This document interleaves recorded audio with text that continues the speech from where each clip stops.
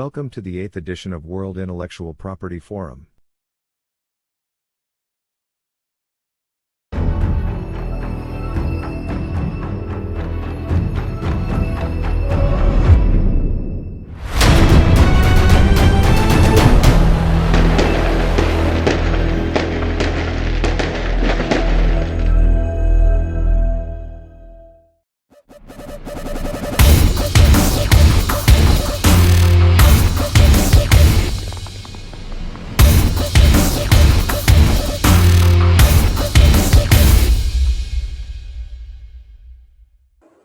Hello everyone, my name is Swati Veera.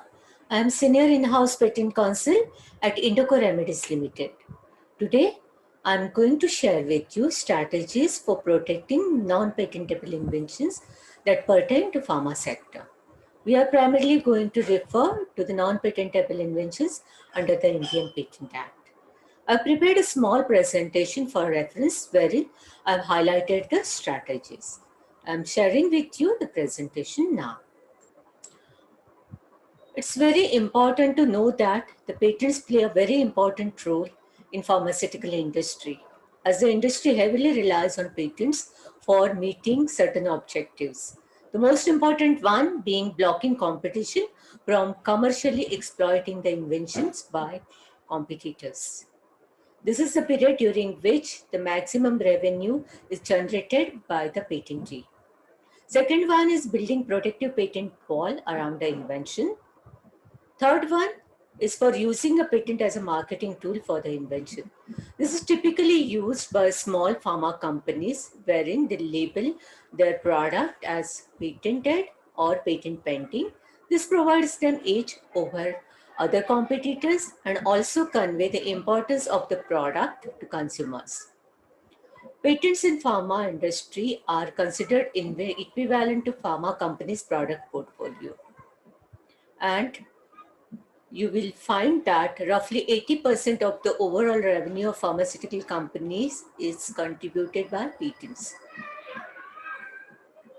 Since patent law revolves around the concept of inventions, it is very important to briefly discuss what an invention is, how it is defined under the Act. As you are aware that patents are granted for inventions that are novel, non-obvious and capable of industrial applications. That is, they should be useful. I've come across a few interesting definitions of inventions in dictionary and thought of sharing the same with you. So one of the definition is that the invention is an act or process of inventing. Invention is skill in inventing and inventiveness. This is a very apt definition. Third one is invention is a new device, method or process developed from study and experimentation. The fourth one is for the benefit of a layperson. It says that invention is something that has never been made before, or the process of creating something that has never been made before. So we will see the definition of invention under the statute. Section 21G of the Patent Act defines invention as invention means a new product or process involving an inventive step and capable of industrial application. In pharma sectors, inventions are broadly classified into two categories: breakthrough inventions and incremental inventions. Breakthrough inventions are first in class, so there is no issue as to the patentability of the inventions, provided they are directed to patentable subject matter. Incremental inventions, majority of the patents are granted for incremental inventions. And we are going to focus our discussion on incremental inventions only. You are aware that not all inventions are patentable. And in respect of incremental invention, when it comes to taking decision by business, the inventions are typically classified in three categories: inventions that are patentable as such, inventions that are not patentable under statute, and borderline or marginal inventions. We are going to discuss non-patentable inventions under the statute that pertain to pharma sector. Section 3 of the Indian Patent Act identifies the non-patentable inventions. There are 15 sections under the Section 3, that is sections 8, 3A to F and sections 3H to P. Sections 3D, 3E, 3I and 3P are pertinent to inventions in pharmaceutical sector. Section 3D, which is the very well-known, well-debated and controversial provision of Indian Patent Act. It reads that the mere discovery of a new form of known substance which does not result in the enhancement of the known efficacy of that substance, or the mere discovery of any new property or new use for a known substance, or of the mere use of a known process, machine or apparatus, unless such known process results in a new product or employs at least one new reactant. There is an explanation to this section. It reads, for the purposes of this clause, salts, esters, ethers, polymorphs, metabolites, pure form, article size, isomers, mixtures of isomers, complexes, combinations and other derivatives of no substance shall be considered to be the same substance, unless they differ significantly in properties with regard to efficacy. This condition is very important for seeking patent protection for inventions that fall under the purview of the Section 3D and its explanation. Section 3E is another section which indicate the non-patentable invention. Section 3 reads, a substance obtained by a mere admixture resulting only in the aggregation of the properties of the components thereof, or a process for proceeding such substance. Section 3R, it reads as follows. Any process for the medicinal, surgical, curative, prophylactic, diagnostic, therapeutic, or other treatment of human beings, or any process for a similar treatment of animals to render them free of diseases or to increase their economic value or that of their products. Section 3P, no, not directly relevant to pharmaceutical inventions, but many of pharma companies deal with this type of inventions. The Section 3P reads as follows. An invention which in effect is traditional knowledge, or which is an aggregation of duplication of known properties of traditionally known component or components. So let us look at the strategies for protecting inventions that fall under Section 3D. As I mentioned earlier, Section 3D is highly debated and is a controversial provision under the Indian Patent Act. It is in fact unique among the world's patent regimes. Section 3D in fact acts as a gatekeeper for restricting grant of inventions to incremental inventions relating to a known drug, wherein the inventions are not demonstrating enhancement in therapeutic efficacy. We have commonly encountered rejection of patent application that covers inventions related to crystalline forms, salts, prodrugs, or derivatives. Now, while dealing with objections under Section 3D, we have to consider certain strategies. The first and foremost, it's very important to file an early response to the first examination report, because this will give you a chance, a second chance rather, to present further arguments if required. You are putting forth advantages of your invention before the examiner for his consideration, so that he removes the rejection of the inventions and grants the patent. Second strategy that you can consider is argue that the invention claimed is not a mere discovery. Therefore, Section 3D does not apply. You can also consider submitting an affidavit from a technical expert who can be a named inventor on the patent applications, wherein the affidavit should substantiate enhancement in efficacy of the claimed invention.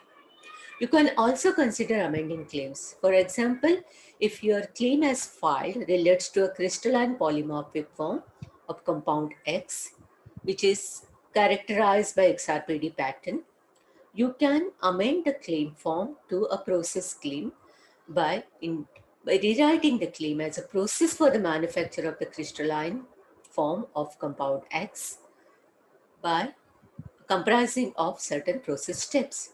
This will help you to procure a patent for the inventions which is as such falling under the purview of Section 3D. Next, we look at Section 3 and strategies for overcoming the rejections when raised by the Patent Office. As to Section 3, the features mere admixture and aggregation of properties influence rejection under this provision. Typically, two types of claims fall under the purview or ambit of Section 3E. These are pharmaceutical composition claims and combination of known compounds claim.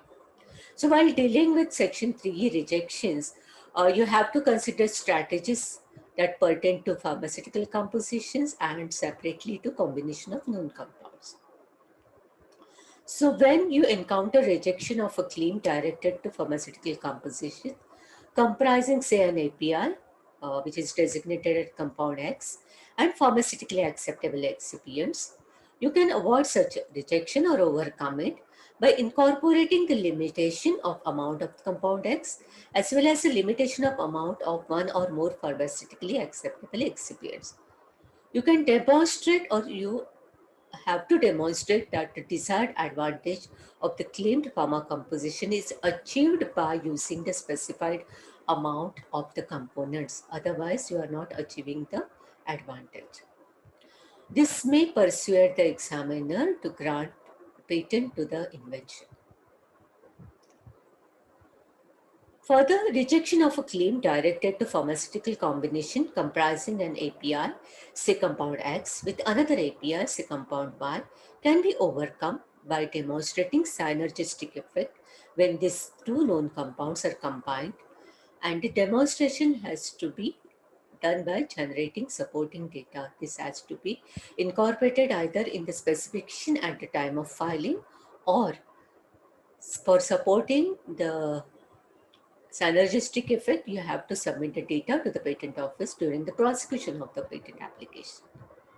You can also incorporate a limitation of amount of compound X as well as a limitation of amount of compound Y by demonstrating that the synergistic effect of the claimed pharmaceutical combination is achieved by combining the APIs when used in specified proportions only.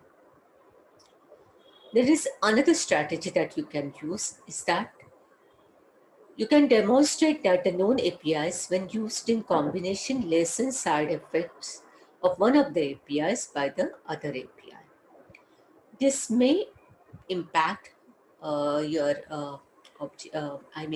grant of your patent when it relates to pharmaceutical combination.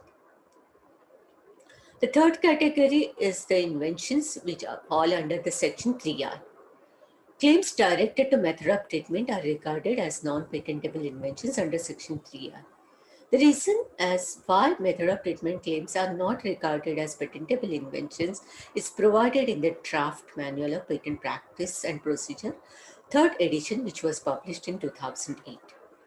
It is stated in the manual that an invention for a method of treatment of the human or animal body by surgery or therapy or of diagnosis practice on the human or animal body shall not be taken to be capable of industrial application. So as these inventions are not considered capable of industrial application, they are regarded as non-patentable inventions. The main types of method of treatment that are not considered to be capable of industrial application and excluded from patentability are method of treatment by surgery or therapy, and second, diagnostic methods. It is very important to properly apply the provision of Section 3I. And to do so, you have to read the section in its entirety. The terms medicinal, surgical, curative, prophylactic, diagnostic, therapeutic should not be considered in isolation or selectively. They must be read with the recitation, that is, to render them free of disease or increase their economic value or that of their product. That means the medical, surgical, curative, prophylactic therapy should not render the animals or the human beings free of disease or increase their economic value or that of their products.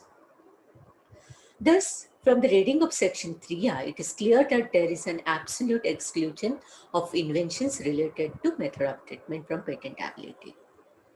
Also, there is no clear indication under the Act or in the examination guidelines whether screening methods or assay methods for analysis of cells, for example, cancer cells, are excluded from the ambit of Section 3I. So from the examples of patent applications covering method of treatment claims that are either rejected or accepted by the patent office, it appears that there still exists ambiguity in interpretation and application of Section 3I to claims relating to screening or detection methods. So what is considered is that we have to follow the strategies. We have to consider drafting of the patent application very carefully. And we have to provide a basis in the specification of the application to highlight that the claim method does not relate to diagnosis or treatment of the disease, but it pertains to detection. Secondly, you should also consider drafting the claims judiciously. An example provided here is when the claim, which was filed as a process for isolation of mesenchymal stem cells from a sample, was rejected, but was granted when it was amended to read as an in vitro process of isolation of mesenchymal stem cells from a heterogeneous cell population. Further, you can also consider presenting the invention as an assay method to be used in pathology laboratories with an objective of detection rather than diagnosis. Fourthly, you can consider the claimed invention as a method having cosmetic application because cosmetic applications are excluded from provision of Section 3R. So this can be considered patentable as such. So having discussed this strategy, I want to convey to you that through this instant presentation, I have intended to suggest only general strategies for inventions that fall in the scope of non-patentable inventions. It should not be considered as a one-size-fits-all approach because each invention is assessed on its merits based on the application of the well-accepted principles of patentability. Thirdly, we have to consider interpretation and application of these provisions by the courts of law when such questions are put forth before them in case of dispute, and this will definitely impart better clarity on this particular provisions of the Patent Act. With this, I conclude my presentation. I hope you will find it helpful, and I thank you for your kind attention.